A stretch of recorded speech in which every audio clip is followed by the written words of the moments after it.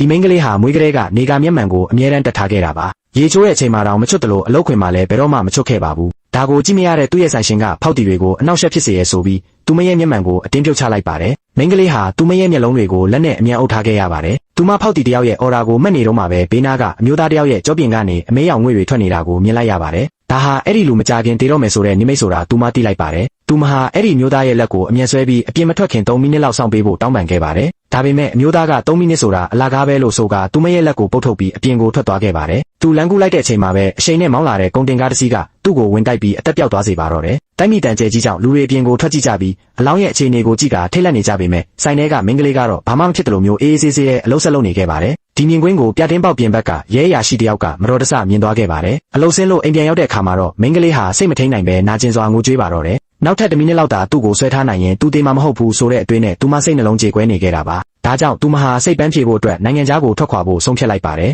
လေရင်ပေါ်မှာတညလုံးအိတ်မပျော်ခဲ့တဲ့တန်းကြောင့်သူမအိပ်ပျော်သွားတဲ့အချိန်မှာနေကမျက်မှန်ကကျန်းပြင်ပေါ်ပြုတ်ကျသွားခဲ့ပါတယ်အနားကကလေးလေးတယောက်ကအဲ့ဒီမျက်မှန်ကိုကောက်တက်လိုက်ပါတယ်မိန်းကလေးကမျက်မှန်ကိုပြန်ယူဖို့ကြိုးစားတဲ့အချိန်မှာပဲအဲ့ဒီကလေးရဲ့ဘေးနားမှာအမေးရောင်အရေးကြီးတစ်ခုပေါ်လာတာကိုမြင်လိုက်ရပါတယ်သူမဟာအယမ်းလန့်သွားပြီးကျန်းပြင်ပေါ်လဲကျသွားခဲ့ပါတယ်သူမပြန်ထလိုက်တဲ့အချိန်မှာတော့သူမရှိကမြင်ကွင်းဟာ Final Destination ရုပ်ရှင်ထဲကလိုမျိုးထိတ်လန့်စရာကောင်းလုံးတာကြောင့်စွန့်သွားပါတော့တယ်